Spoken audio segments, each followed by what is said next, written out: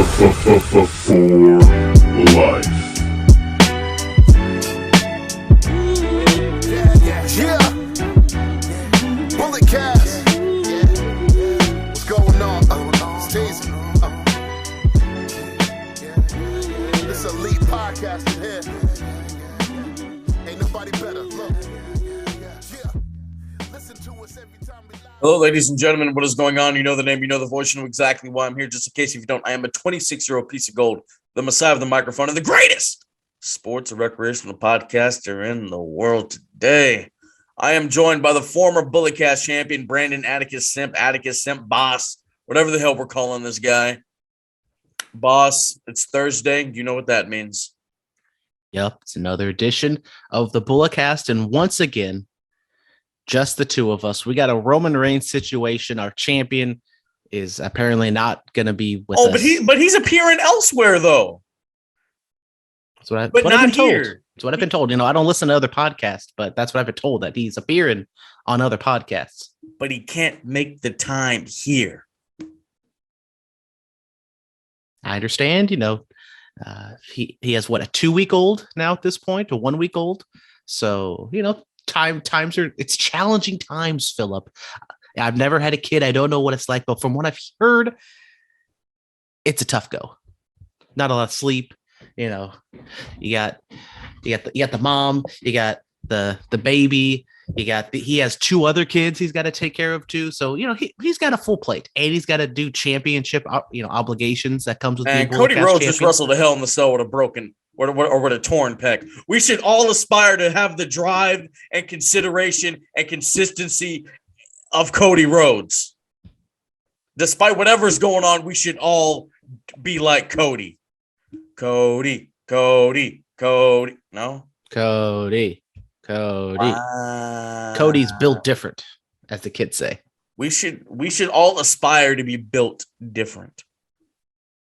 We're all built different. Yes. We're all individuals. We're all beautiful in our own special way. Yes. Shout out Barney. Phillip, you a Barney guy? You a Barney kid? I was a Barney kid. I wanted to meet him at Southland Mall. My mother never took me, and I still resent her for it. Damn. Well, I guess at that point I would have been too old for Barney, but I never knew Barney really came to town like that. Barney came to town. You're like 2 years older than me. I was like, yeah, but if you're like 3, I'm like 5, and I think at that point I'm watching, like, you know, PBS, Nickelodeon, you know, that type of things. I might have been like 6, maybe. Even more. That means I'm 8. You know, now I'm getting into, like, you know, well, I'm still watching Nickelodeon and PBS, but, you know, maybe I'm dabbling in some of the more teenage stuff, like, you know, maybe like MTV and like music. And you're watching Real World and shit. Yeah, I was watching The Miz. There you go. We're at 279. Next week is our big 280th episode. We have something big planned for that. But here we go. Let's talk about, a lot has happened since we have last talked to you all. CM Punk has relinquished the AEW Championship, kinda. He was on Rampage. He says he has a broken foot? They're being very just coy about what actually happened. It's obviously, they say a lower leg injury from the surgery he had, and they updated us on yesterday on Dynamite. You could tell it was like his foot because he was limping slightly. Conspiracy theories are out there that when he did the stage dive in LA, he like banged his foot off the barricade, and there's also footage of him trying to do a top rope springboard move and he slipped. So maybe it was hurt before that. So we still don't exactly know what the injury is, when it happened. I know CM Punk is, you know, a private person, but I think people want to know what happened. I thought it was I thought he just hurt his knee from trying to do those buckshot lariats. That's what I thought it was. It doesn't seem like it's a serious injury. Because if it is a broken foot or like some sort of minor foot injury, it'd only take like a couple months.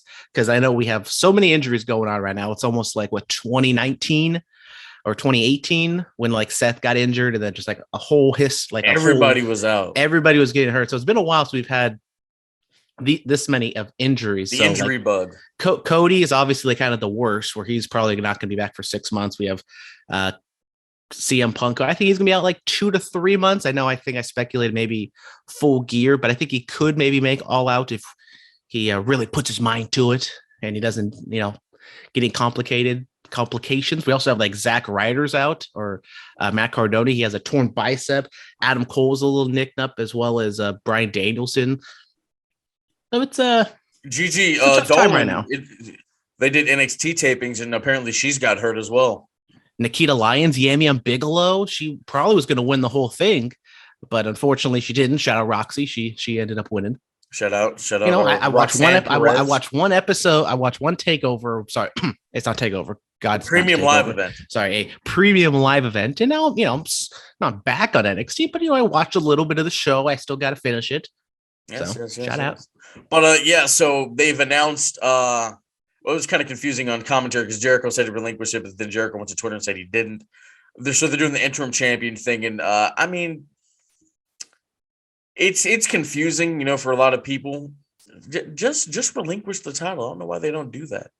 I get you're trying to be different and all this other stuff. Like, let's if you can't be there, all right. Well, you physically can't do that. Then you're not the guy. See, I don't have an issue with the interim status because, MMA, boxing, people like that, they have interim titles, and it makes sense. And Punk is kind of in that in-between stage to where he's only out for a couple months. Like if it was Cody should relinquish because he's going to be gone for probably 6, God forbid, 8 months or something like that. But I'm fine with the interim status for a belt. My problem is, and we'll definitely divulge more once we get to Dynamite, is the way they're picking the people. Like Moxley was number 3 going into last week. He beats Dana Garcia, and then all of a sudden he leapfrogs everybody to be number 1 contender. And then you have the Battle Royal, which, we can get into a little bit. Like the Battle Royal, there's so many people in that Battle Royal that didn't make sense to be up for the interim title, like the Ass Boys, Bobby Fish, some other people that, like, why are they even, like, Jake Hager, like, why is he in there? And then, like, even the New Japan side, like, okay, I get it, you were going to do Punk and Tanahashi, but Hiroki Goto's in there. Like, Hiroki Goto is not a top tier New Japan talent, and why is like just random New Japan people fighting for the AEW championship? Like, I just don't get it. It was very confusing when it happened because we thought it was going to be one thing coming out of Friday, but then it was a completely different thing on Saturday. And I think AEW is, I know they're in a very tough situation with the Punk injury. I understand that, but it was very confusing, convoluted, and I think they've dropped the ball with this. It's simple. He relinquishes the title, and then the next 2 top contenders face each other. Winner becomes the AEW champion. Like, that's literally not hard. I don't understand. God, give me the book, man. Jesus. Or even just like make more sense. Like, you can still do the Battle Royal, whatever, but have it be, people that are actually top 20, 25 people that you could believably see be AEW champion. Like, I understand Cole, Bryan are hurt. For some reason, they just completely skipped over Hangman and Wardlow, which I think both of their explanations were just god awful of why they weren't involved in the Casino Battle Royal. And then you, as I said, you have like the Ass Boys, the Acclaim in there, and it's like, why are like tag team wrestlers who are not even top tier tag team wrestlers in the hunt for the AEW title? Even like Wheeler Yuta, like, I know he's talented, and once again, I'm sorry, people, I'm going to be Brian and Phillip. Like, this episode, I'm probably gonna be buried AEW a lot, but like, Wheeler Yuta just came off the flight from doing Best of the Super Juniors. How did we not like hear anything about this the last couple of weeks? Like, Best of the Super Juniors is a pretty prestigious tournament. Yeah, like, why is there not even like a hint, a video package, or even like William Regal on commentary just be like, oh, our boy Yuta's overseas in the Best of Super Juniors, he's killing it, or something like that. I'm glad you mentioned that. Shout out Max Mendoza, former Bulletcast champion. He still listens to the show, and he texted me. He was like, Wheeler's in Japan doing Best of Super Juniors. I'm like, oh, I didn't know that. They don't talk about that on Dynamite. Jesus, man. It's convoluted. We're going to get to AEW. And even on Dynamite, they barely explained what happened with Punk. Like, they did the injury update, but that was after the Battle Royal. They didn't fully explain what happened to Punk why they're doing this at the beginning of the show. It's like, if you don't watch Rampage, well, you're crap out of luck then. You're ish out of luck. Let's move on from that. Outside of the ring, Liv Morgan gets a movie role. She'll be in a movie. I don't know what the name of it is, but Samuel Jackson's going to be in it, so that's nice. A nice leading man in Hollywood, one of the proverbial father figures in motion pictures. Shout out, good for her. We got some more. I don't know if we talked about Samoa Joe being in that Twisted Metal. Yeah, he's doing show. That.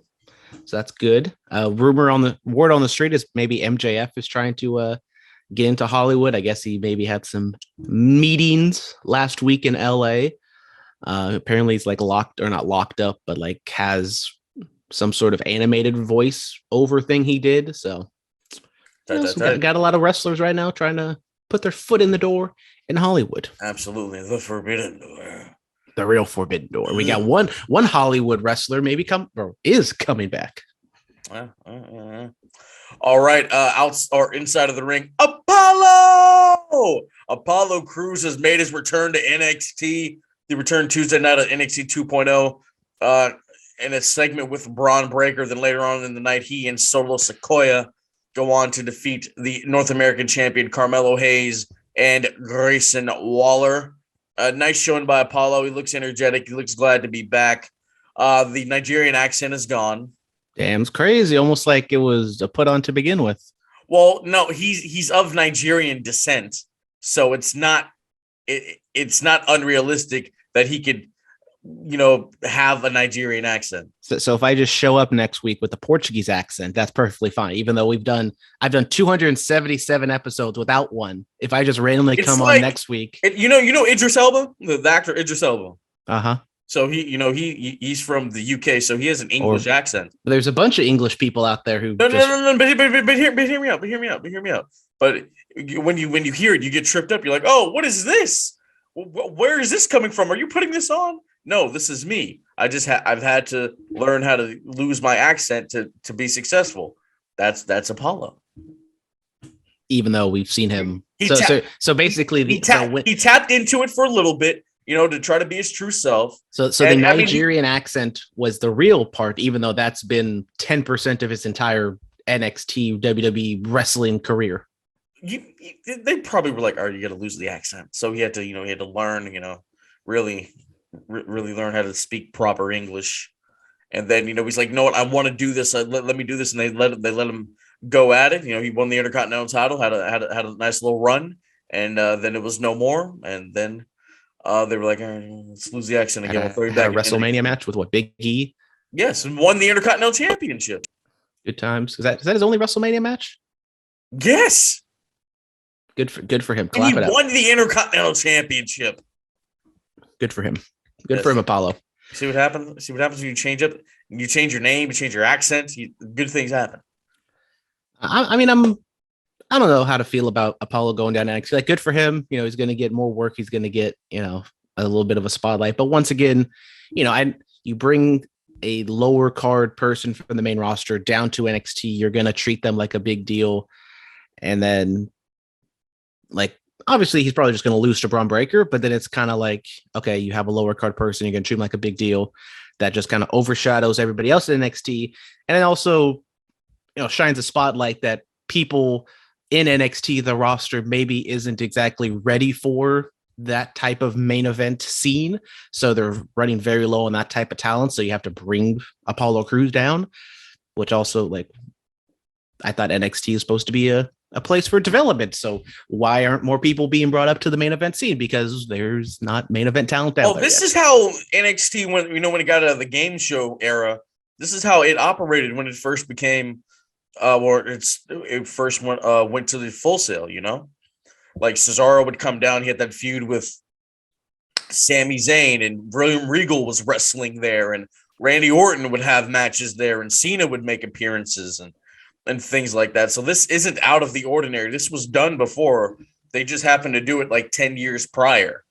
I have to accept a phone call. Can you talk about Big Match John coming back? Yes, I can talk about Big Match John coming back. As I alluded earlier, we have a Hollywood star coming back into the world of wrestling. June 27th, I believe in Laredo, Texas. Shout out Laredo. Great country song if you haven't heard it. But John Cena is coming back, and we don't really know what this means. We've obviously seen like his Instagram interview where he really puts over Theory. So people are speculating that's going to be the way he's going to go. So we don't know if this is just because this is to celebrate 20 years. I believe it's 20 years to the day of Cena's debut on SmackDown when he, ruthless aggression, Kurt Angle, all that jazz. So we don't exactly know what this means. Is it just a one-off to celebrate him, pop a rating, and he leaves? Or is this Summer of Cena 2.0 where come back, do some sort of feud, wrestle at SummerSlam, and then leave? No clear indications yet from WWE or from the dirt sheets of what he's doing. So it'll be interesting. We get a 2-3 week build to this. So it will be interesting to see what Cena can do to pop a rating. But Phillip, your thoughts on John Cena coming back for 20 years of Cena? Big match. John is coming back. They did a beautiful video on WWE's YouTube where people talk about advice that John Cena gave them. Once you're a champion, you're always a champion. Act like a champion. That's what Big Match John does. He just granted another wish. This might be like his 700th wish. He's granted the most out of anybody in the history of the organization. Look, man, I said it when Cena came back last year. I felt like a kid again when I heard that music. John Cena, legit one of the greatest of all time. We're going to be doing a Tears episode next week, and he's in the lead. He might be tier 1 after I get all the tallies ready to go. So, look, man, I'm happy for John. He's coming back. It's going to be fantastic. Let's work a program with Austin Aries for the United States Championship. And, Cena, he might even do the honors. We don't know. We do not know. So do you think it is a not full-blown return, obviously, but do you think it's a Summer of Cena again? Okay, I do agree. And people, as I said, pointing to Theory, is that just the obvious way to go? Theory's been calling him out. He has to interrupt Cena's promo.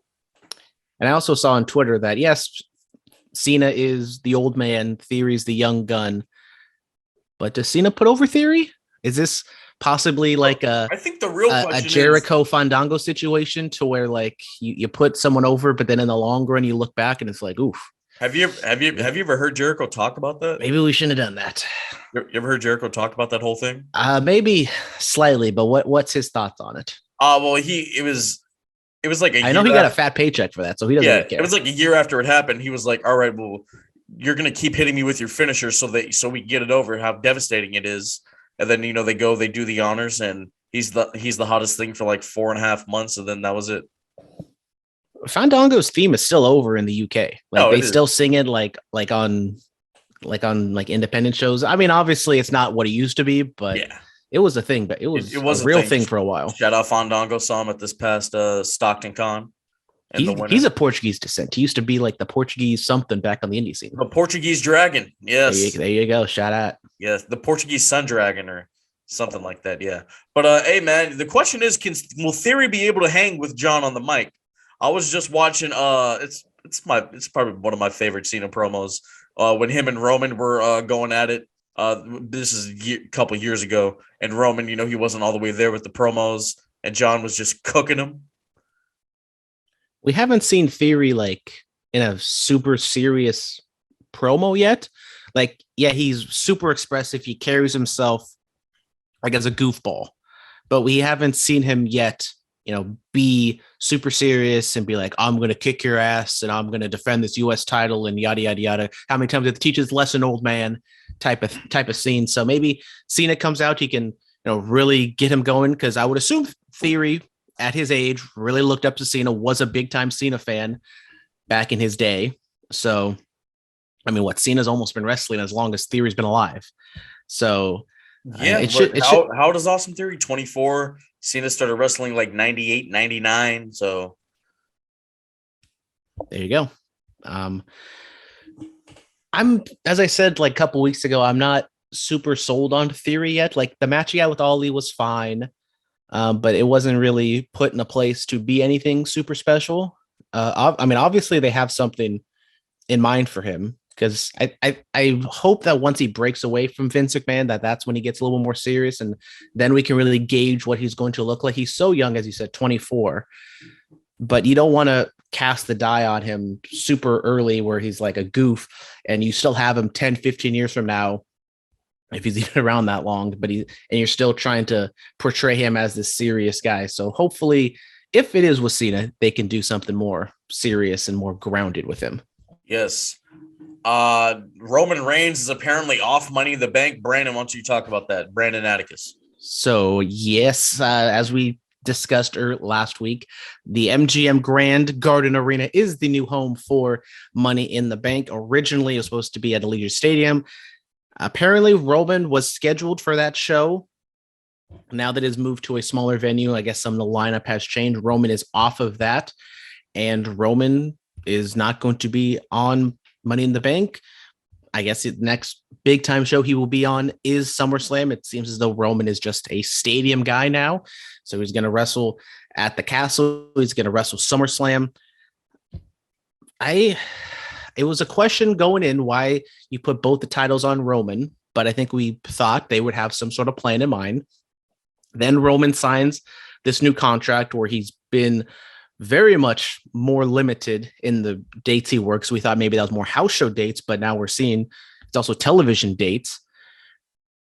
Like, Phillip, why do you put both the titles on a guy that is not going to be here all that often? I know, we've had the Brock Lesnar's and the Rocks and yada, yada, yada, but we've had Roman have one title for so long and then he just vacuums up. Kirby's another one. I'm going to put it to you like this. How often did people see Hulk Hogan when he was the champion? He was champion for 3 years. How often did you see Hulk Hogan? Well, Hulk Hogan, if we're talking about, in the thick of things, was wrestling 5 times a week on the house shows and doing all the things, drawing money. Okay, that's fine, but we're not at house shows every week. We're talking about TV. How often did you literally see Hulk Hogan? Once, maybe twice a month. But he was also, wrestling and defending the titles all the time. Okay. You might not see him on television, but he would still be there. He would, and at times you would see him would be when he's cutting those promos to sell you to the house shows. We can even go Hollywood Hulk Hogan. How often was he at WCW house shows?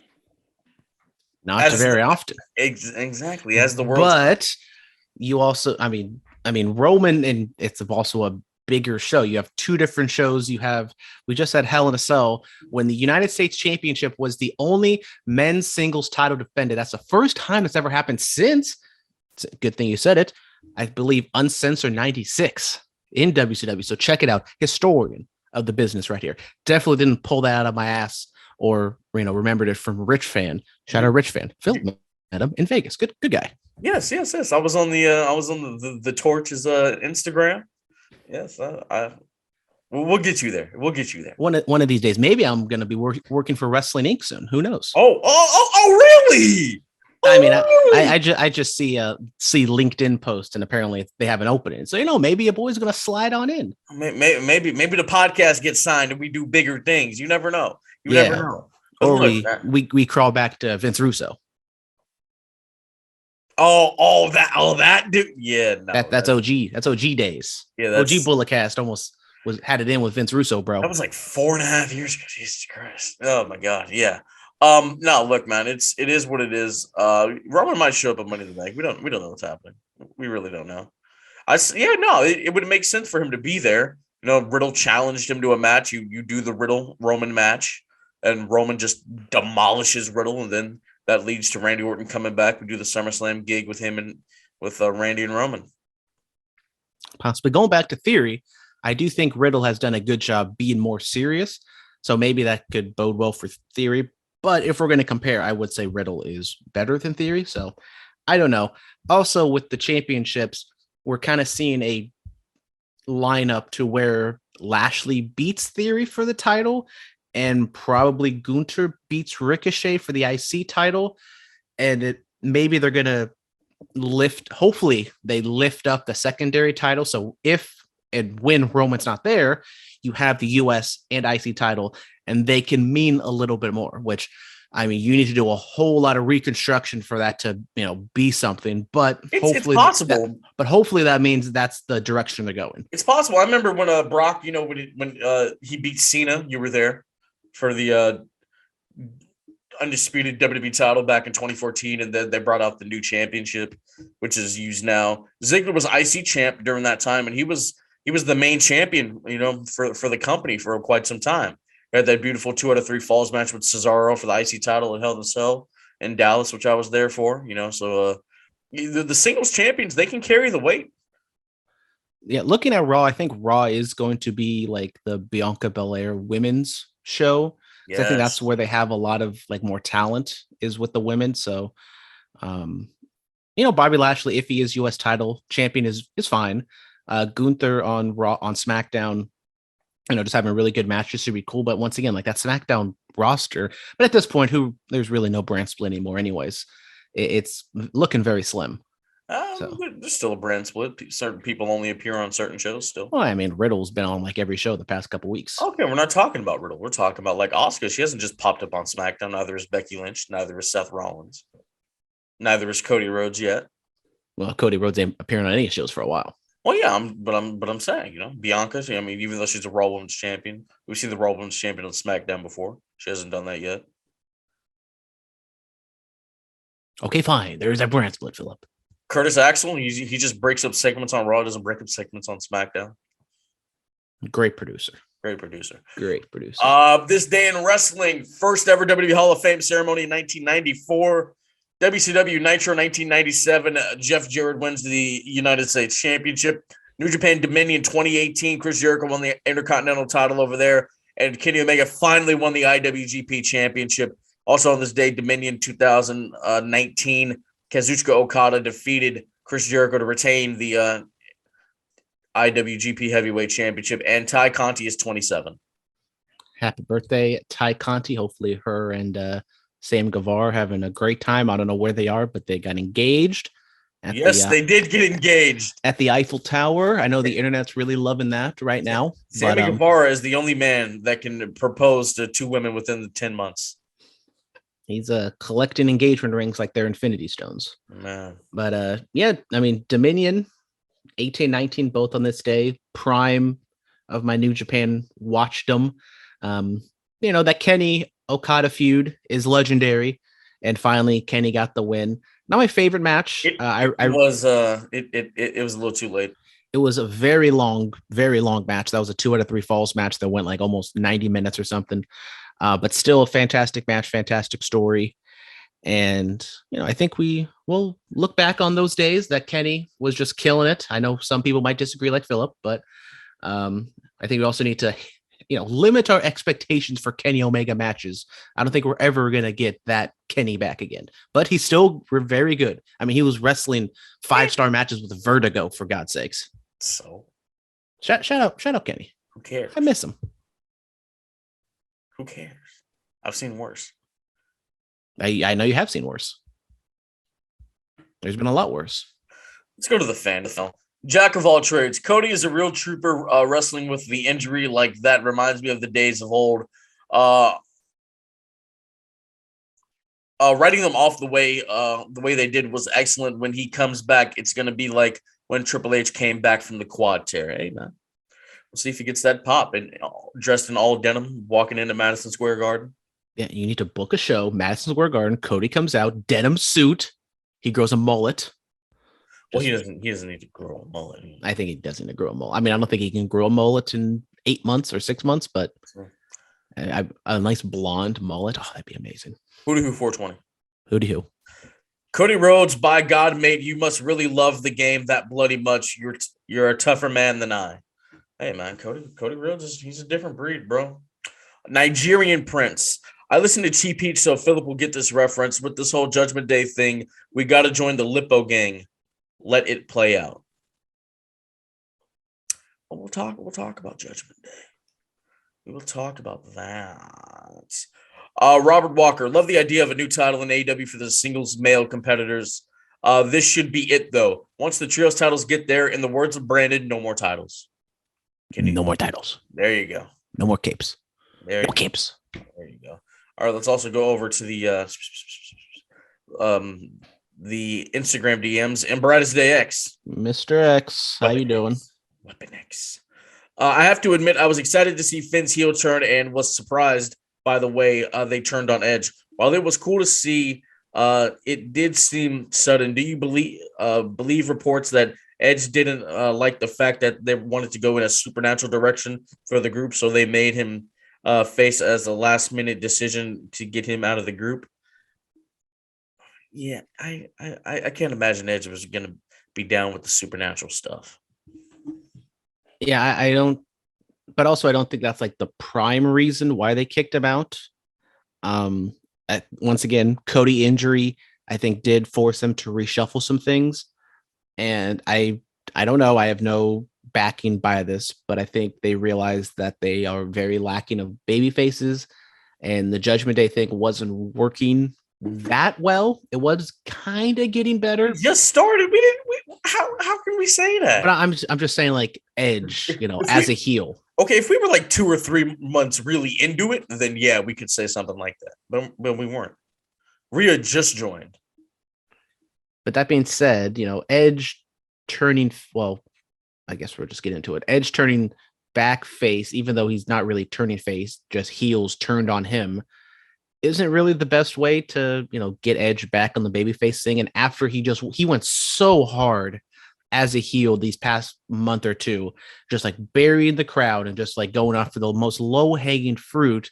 Now he's going to go back to being a babyface, and I guess just the character he was before, maybe a little bit darker, but now he's just going to ask people to cheer him. He brings back the Brood. What did Booker T say on his show?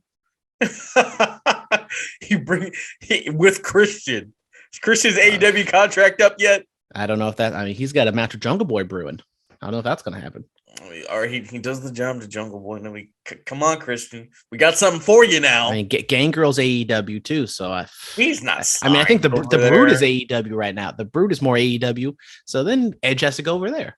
No, absolutely not. I'm not trying to see Adam Copeland just wrestle. I am watching. I got back on my 98 Raw grind, and the Brood is just starting. And it is funny how they just keep calling Christian and Edge brothers. I'm like, that's funny. Yeah. They're brothers in life. They are brothers. Like, you're my brother. Amen. What about Brian? When he comes back, yeah. Okay. We're all family, so we hate each other, we love each other like the McMahons. It's very complicated. All right, brother. All right. Oh, my brother, testify. Oh, my brother, testify. We should be the Dudleys. I'm Bubba because everyone hates me. That'd be Big Dick Dudley. Or Dudley. Spike Dudley.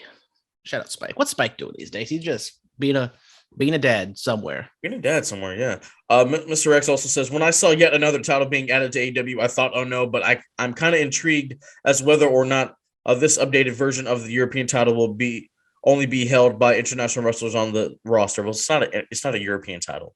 It's an all-Atlantic title, which once again they did not explain what the hell that means. It's gonna be like their intercontinental championship in a way. But then what the hell is the TNT title? And I thought it was gonna be like, the TNT title is a network championship, which is remnants of the television title from the NWA. And the All-Atlantic on TBS. Look, man. They didn't know at the time when they started the TNT title that they were going to kick off for hockey, so they moved to TBS, and it's a whole thing. So, and then the All-Atlantic title is going to be like the Mid-Atlantic Championship from back in the day. And then I thought, I was like, oh, maybe it's just every country represented that touches the Atlantic Ocean. But then Japanese people are wrestling for it. Yeah. The Atlantic Ocean doesn't touch Japan. But I guess, every ocean touches every ocean. So Shawn Michaels isn't from Europe, but yet he was a European champion, bro. Like, I don't know. D'Lo Brown, greatest European champion of all time. Man.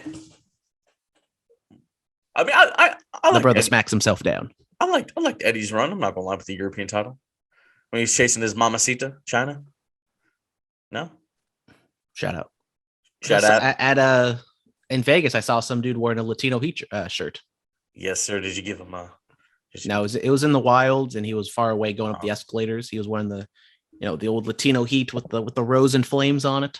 I saw some dude wearing a denim flannel. This happened like it was yesterday, but on the back it was WCW Nitro Jericho shirt. I'm like, yo, that's I cool. really want that Jericho shirt, but they don't make them anywhere.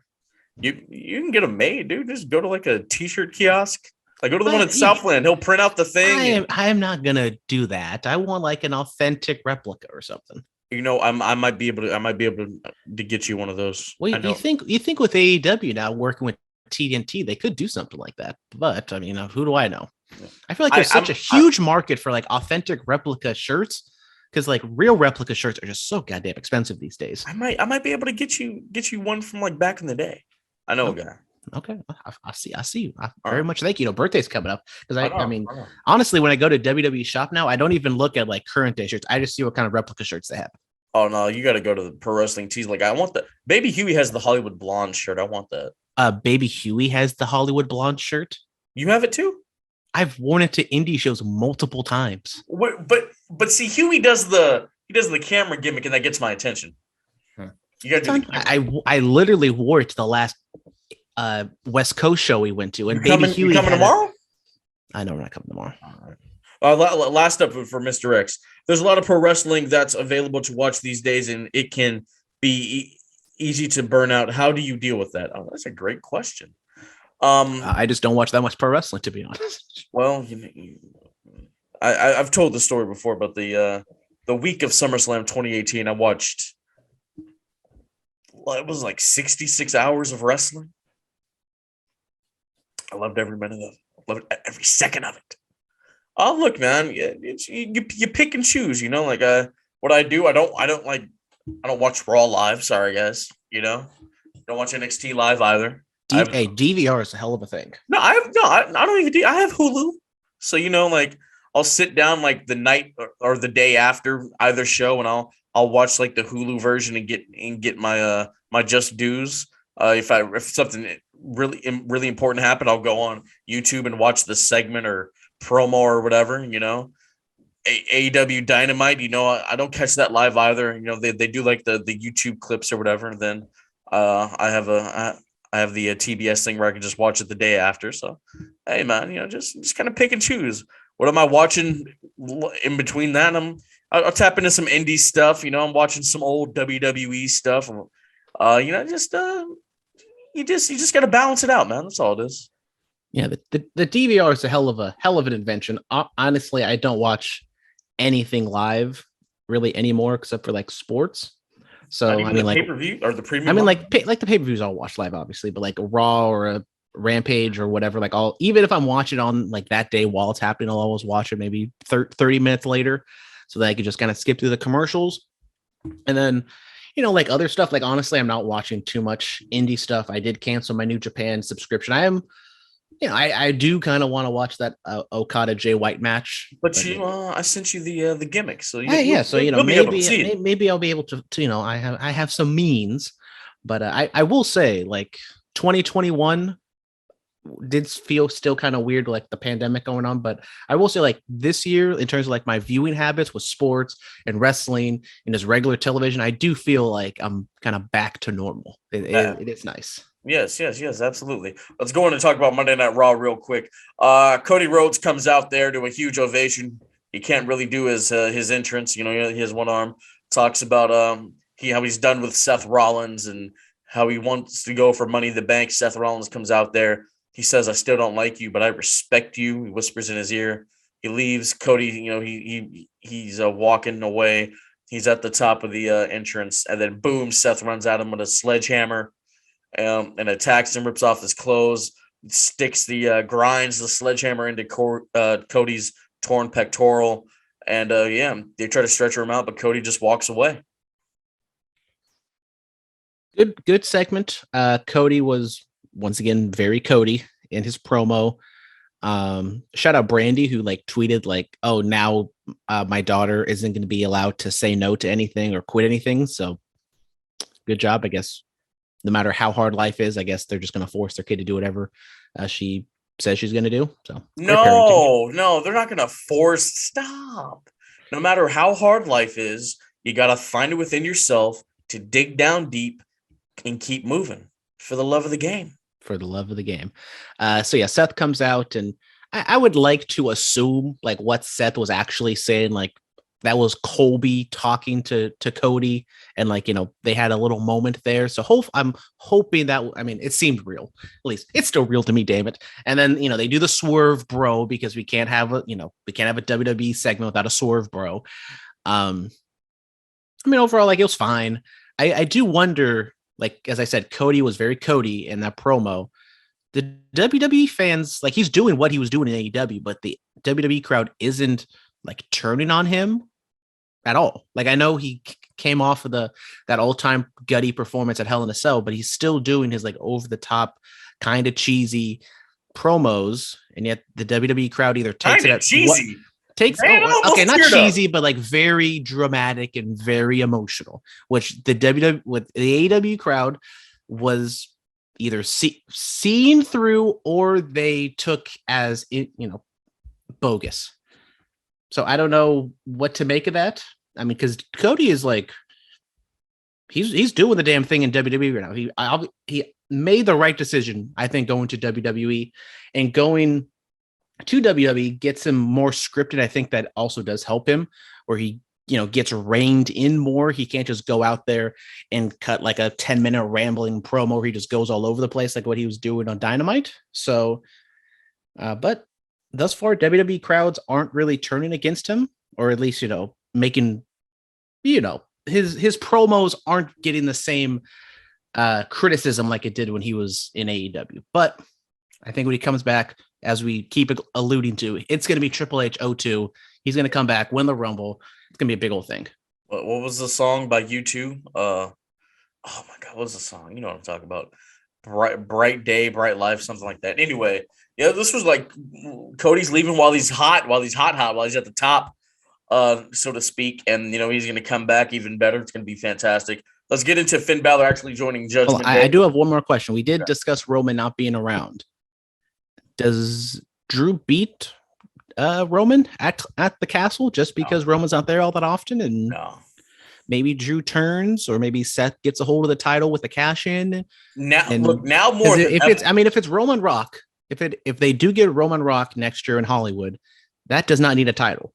And if Roman's not going to be around, you get the title off of him. I've been telling you for the past 2 years, nobody beats that man until he beats The Rock as champion. But I mean, here's the thing. But Drew in the UK in front of 60,000 people is the next best thing. But who's here to spoil the party? The tribal chief. Now listen. If there were ever a man to dethrone Roman Reigns, it has to be Cody Rhodes now. He has to win that Rumble now. But if The Rock is penciled in for WrestleMania is 2 nights, bruh. Roman can wrestle back to back. But then which one's first, which one's second? Well, you know which you know which one's first. So you have Roman SmackDown feud with The Rock, Raw feud with Cody, is what you're telling me. Sure. Wow. We can't even get the man on Money in the Bank, and we're gonna expect him to just go back to back every single day, twice on Sundays, and do all these different things. Yeah. Okay. I mean, I know it's WrestleMania, so, you know, gotta put in the work, put in the hours, and take what's ours. Stupendous, damn it. Well, that's not gonna be the word. No, it's not gonna be glorious. That's awe-inspiring. Shout out Robert Roode. Shout out the Dirty Dogs. Came back this week. Yes, shout out to the Dirty Dogs. And now they're baby faces for some reason. Yes. Yeah. How can you not love Robert Roode and Dolph Ziggler? Two of the best guys in the biz today. Dirty Dogs. Yes, I was watching some old TNA Robert Roode stuff. God, I miss the effect. Just for Omos to beat them in a handicap match. Well, I mean, he's adding to his hit list. He's beaten Bobby Lashley. He's beaten AJ Styles. He's beaten Dolph Ziggler. Well, he'll beat Dolph Ziggler. Those are 3 former world champions. Come on, man. Omos beating Roman Reigns for the title. You heard it here first. Oh. So Finn joins Judgment Day. They did the countdown clock. And I like how Ed said, now the adult in the room is talking. I'm like, haha, that's funny. So Finn says the three of us have been having some talks. And Damian Priest like the one thing holding us back is you. They attack him. Coup de grace, Razor's Edge through the announce table. The real rock and roller has returned. This obviously came out of nowhere with Judgment Day just turning on Edge. And as I said earlier, I think Edge in a babyface role is better, but they do have an uphill battle to climb with all the things Edge said to begin with. I would have loved them to tell a more, cohesive story to where Finn comes in. You can see the cracks starting to form with Rhea and Damian probably like looking at Edge side eye, or, Finn taking it too far, doing something to where you could see it happening before it actually happened. But this one was just kind of a turn for the sake of being a turn. I do hope they do a little bit more. They flesh it out a little bit more next week. Or I remember when Aces and Eights were a thing, Bully Ray would take beatings from the group before he became the official leader. What if Finn went to Damian and Rhea, and then Rhea and Damian go to Edge like, hey, this guy's saying this stuff. How about we do this plan? And then Edge took a beating, but it's revealed that they do the switcheroo on Finn. Now that's drama. That's just way too much. That is some soap opera. That's some soap opera-ish right there. I know. I watched too much Days of Our Lives. I understand. But look, that's something. It's something. It's something, bro. They're not gonna expect it. What does shout out Dipperstein from the Cheap Heat podcast? At least it's something. There's something going on. I don't know, man, but Finn's gonna be walking around in a black suit and stuff. This is gonna be interesting. I do like Judgment Day or whatever they're gonna be called better with Finn, Rhea, and Damian. I keep reiterating that I don't like Edge as a heel, but he's better as a babyface. I do wonder what it's gonna look like because Priest did kind of take better as a babyface. Yeah, Edge is better. His prime moments were as a heel. But right now, in the year of our Lord 2022, Edge cannot be a heel. Yes, he can. Nah. Why not? Because the people like him so much. So who cares? He can be people love Shawn Michaels, but he was a heel. Who it's cares? Like Bryan Danielson. Bryan Danielson, as much as he wants to, he cannot be a heel. Do you not remember the Planet's champion? Homie was actually people still liked him. He's a hippie he's a heel who's trying to fight for the environment. Oh my God, what an a-hole. Yes. I don't care about those. I'm not going to say that. I do wonder what the group will look like, because as I think Priest was talking a majority in that segment, but I don't think he's a good talker. Finn, I think he's a good talker, but he has the accent. He's not going to stand out there for 10 minutes and talk. Honestly, I would like to see Rhea take the reins and her be like the leader of their group. I don't know if that's going to happen because, Finn and Priest are two mid-carders. Rhea is on the totem pole, the highest out of all of them. She's going to challenge for the championship. Whether she wins or loses, I still think Rhea is the top out of those three people. I think they chose Finn because he has experience leading a group. Real leadership. I know Edge had La Familia back in the day with Vicky, Chavo, and the Edgeheads and stuff. But Finn, he led the BC. He was the OG leader. And even like down in NXT, he had a little bit of an edge to him, no pun intended. But he was a decent heel, but he really didn't go like full fledged in that direction. And as the reports are saying, maybe they go a supernatural route, which I'm not a big fan of.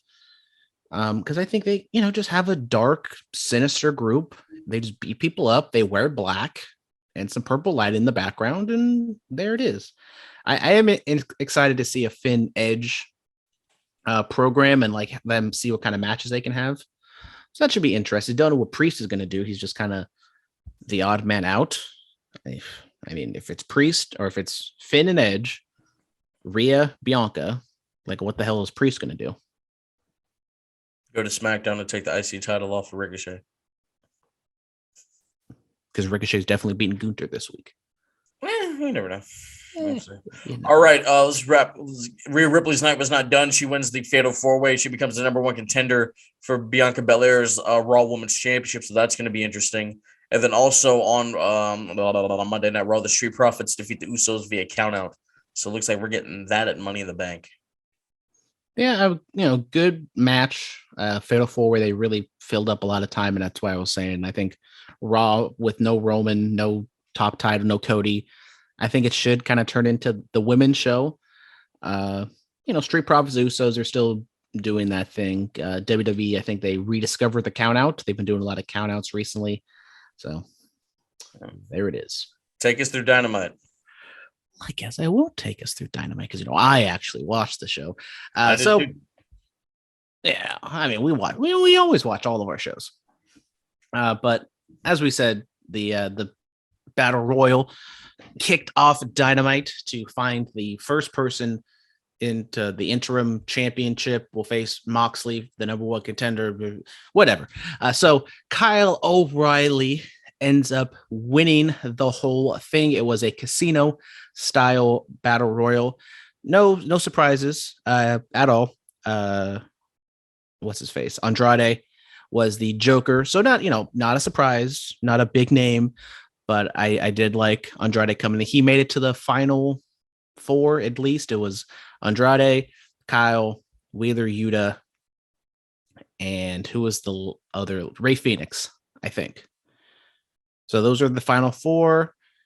Wheeler Yuta got a good reaction. I think he's definitely a stock has risen these past couple months under the Blackpool Combat Club, but Kyle O'Reilly gets the win. He's had big wins over Darby Allin, beat some other people in the Owen. He goes on to face Moxley. Phillip, thoughts on the Battle Royal and the choice to have Kyle O'Reilly be the winner? I am big Kyle O'Reilly fan, but I did not expect this. I'm a Kyle O'Reilly fan as well. I excuse me. I remember that prime Ring of Honor championship run that he had, and looks like they were fixing him to be a main event player in NXT before he left. I liked it. Kyle O'Reilly. He's kind of an underrated talent, man. Underrated. Great theme song, by the way. So yeah, I can sing, even though I just. Speaking of when's Under the Radar coming back? Well, Ms. and Mrs. did come back.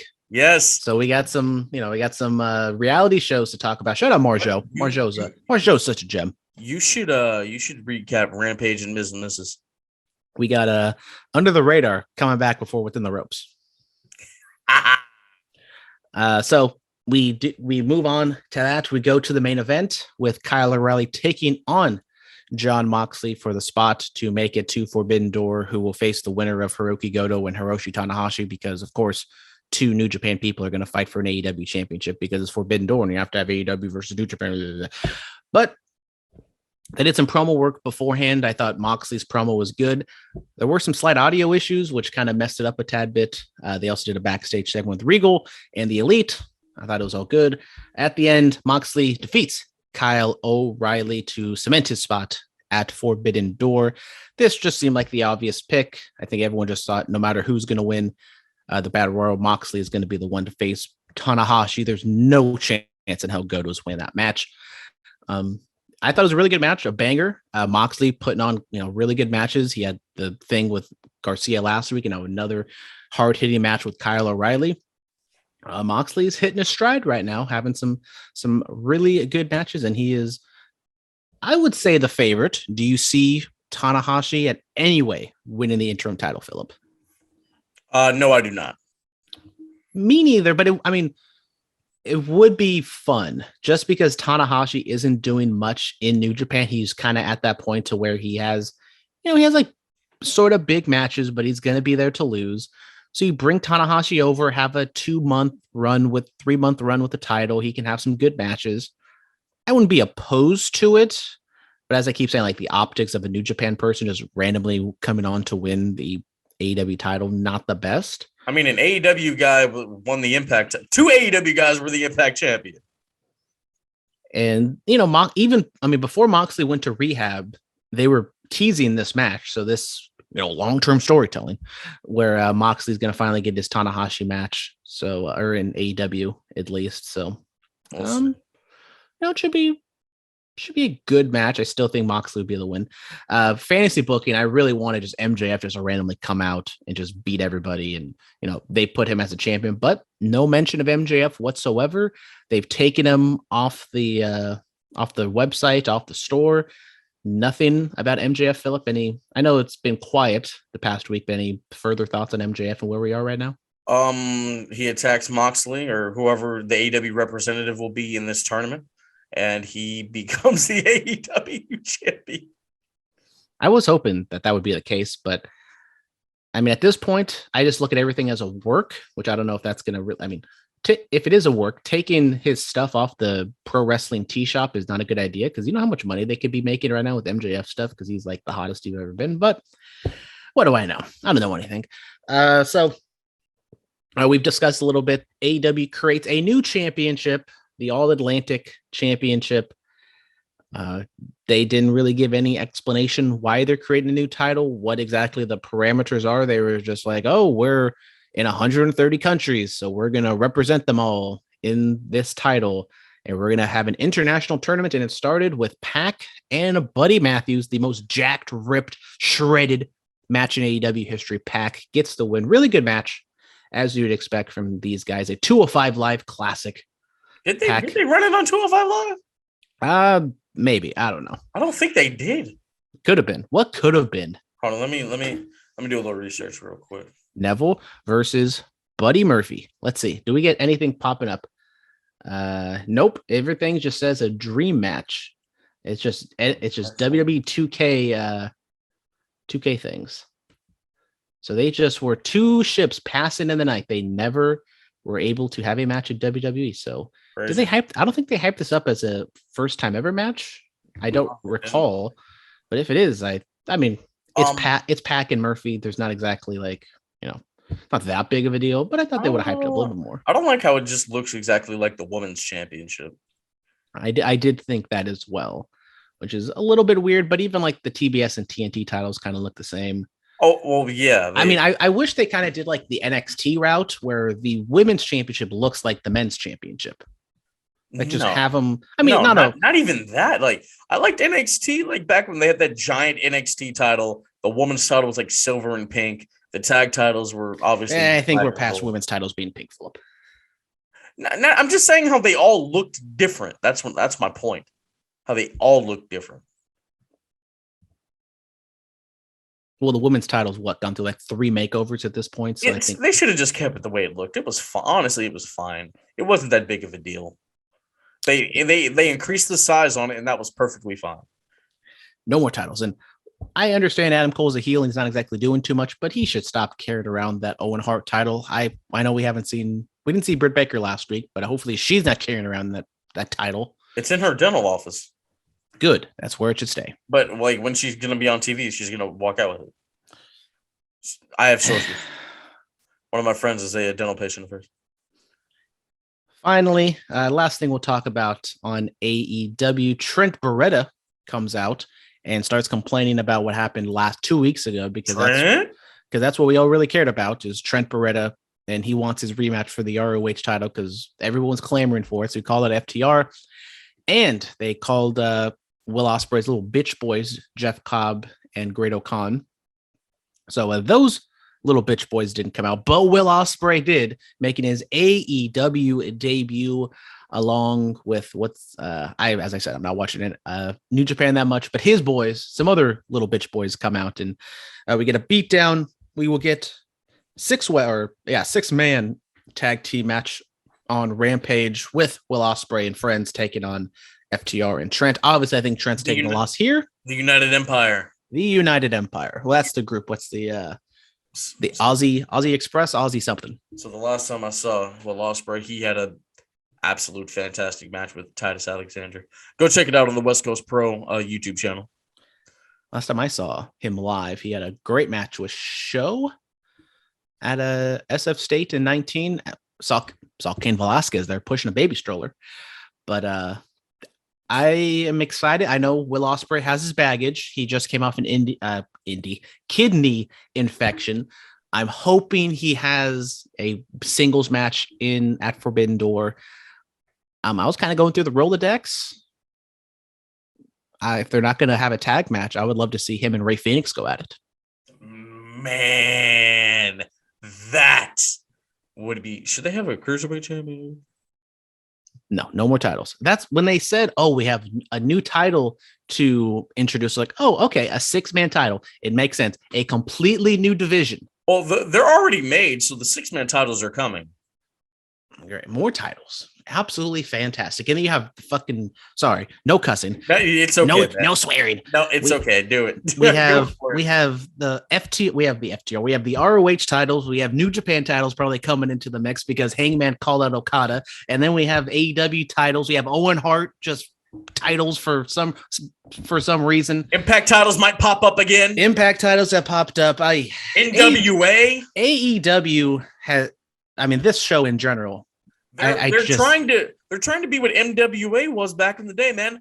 All these different leagues and titles. I hate to do it because I'm always the AEW defender on the show, but I did not like this episode of what they did with all the titles. They had Hangman and Wardlow just kind of just bury the little whatchamacallit battle royal they had, and then he's like, oh, there's other world championships out there, so I'm just gonna go after that one, which is something, yeah, we all know there's other world titles out there, but in the little bubble of AEW, you shouldn't talk about that and be like, oh, I don't, the IWGP title is just as important to me as the AEW title, which, like, yes, we understand that, but on your television show, don't say that out loud. And then Wardlow is like, oh, I don't care about that stupid battle royal. I want to face CM Punk for the championship. But if you won the interim title, you're going to face CM Punk for the title. So that's a more direct way to get to CM Punk for the championship. And then what do? You go after the TNT title, which is like, and then he's going to not fight Scorpio Sky because he's injured. And then he's going to fight 20 security guards in some stupid lawsuit match. Okay, I'm done. There's only one world championship, and it's on the shoulders of Roman Reigns. All right, we're going to wrap up this show. West Coast Pro 93 till infinity. 93 till, yes, sir. It is going down this Friday night at the State Room. Let's read off these matches, boy. It is going to be hot in the State Room in South San Francisco, boy. I will be going by myself, which is it's a real shame I'm going to be going by myself. Is there a reason why it's 93? What is the meaning behind this name? You should have listened to the interview I did with Scott a few months ago. We talked about 93 till infinity. Sorry. Bad co-host. At least I show up. Do I have to explain this to you? I'm asking for the listeners out there who might not, the new listeners who might not know and they haven't been able to catch up on everything yet. Come on. You should know this. You should know why it's that. 93 till infinity is a song by Souls of Mischief. Souls of Mischief, they're from Oakland. It's all Bay Area, bro. God. Shout out Thunder Rosa. I watched her taco vlog. She had Jeff Cobb on there. She also had Will Hobbs on there a couple weeks ago. So we got a lot of APW talk, which was fun. I gotta watch that. All right. So this Friday night you have Nick Wayne going up against Vinny Massaro. You have the conglomerate consisting of Midas Creed and D-Row going up against the West Coast Wrecking Crew. Kevin Blackwood versus Levi Shapiro. Brian Keith versus Titus Alexander. Adam Brooks versus Starboy Charlie and Starboy Charlie's return to the ring. Tom Lawler versus AJ Gray. Speedball Mike Bailey going up against what's that Japanese dude? He was in the Battle Royal. What's his name? Takeshna, yes. And then, of course, for the West Coast Pro Championship, Trey Miguel tries to dethrone the Big Oos, Jacob Fatu. And I think D-Row called out Ricky Shane Page, so that might be popping up too. You don't know. It's going to be fire. Then, of course, next month they're doing Cruel Summer, which I got to be there for that. Booker T, Motor City Machine Guns, going to be fantastic. Yes, sir. Yes, sir. Yes, sir. Yes, sir. And then also this Sunday in San Jose, the San Jose Taco and Margarita Festival is going to be going down. They're going to have wrestling there. It's going to be fun. Who's on the card? Control Your Narrative. No, they're not. They're not actually running the show. But it's a Control Your Narrative show. No, it's not. Shout out the person at AEW who had the CYN is better sign for some godly reason. No, it's not. I assume that was a troll, but I thought it was hilarious. I found out it's not even a Control Your Narrative show. What is it at? Let's see. But you know what? You should always control your narrative. But you should always control your narrative. The number one opponent is yourself. So you have JTG versus Lance Archer. The Battle King Dave Dutra going up against the Wise Guy, Will Allday and Brian Cage. David Frost versus Juicy Finale. Reno Scum versus the world's freshest tag team. My favorite tag team. Pampa Esco versus Journey Fatu. Vinny Massaro versus Boyce LeGrande. Money Power Respect versus Primetime and oh my God, what's his name? Rick Luxury. And then you have Kimberly Diamond going up against Jordan Blue and so many others with appearances by EC3, former Braun Strowman and Flip Gordon. I know it's taking place near or at the SAP Center. Is the ring in the arena? Or it's in the arena. Outside? Okay. So, chill with some tacos and margaritas and refreshments and AC. It's $12 to get in, guys. Like, that's not bad. I mean, if there was not a Los Padres game that week or that day, and we are struggling, ladies and gentlemen. Unfortunately, Lo Durst suffered a season-ending hand injury, so our bullpen our pitching staff is he had too much lotion. The pitching staff's looking a little slim right now. I cannot hit water if I fell out of a boat at the moment. So we ain't doing so good. You don't need me. I mean, maybe we also have maybe a little bit of a COVID outbreak. We are just in shambles right now. You guys don't have a game? You guys don't have a game on Sunday? We do have a game on Sunday. No game on Father's Day, but this is hopefully we get the win this week. We can take the Father's Day off. We can regroup and we can make a push for the end of the season because Los Padres, we are the Los Angeles Angels right now, Phillip. I know you're not a baseball guy, but the Angels currently have lost 14 games in a row.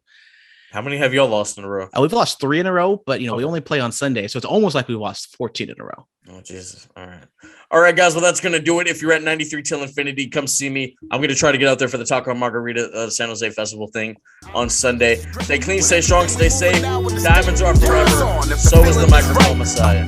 Every opinion now comes from the heart. No time we move with the part. We on the radio, it's wrestling. Time's aggression. Here is the feeling in the pool. Get the lesson. And if you want to prove it to you now. This has been the Bullcast. Thank you for listening.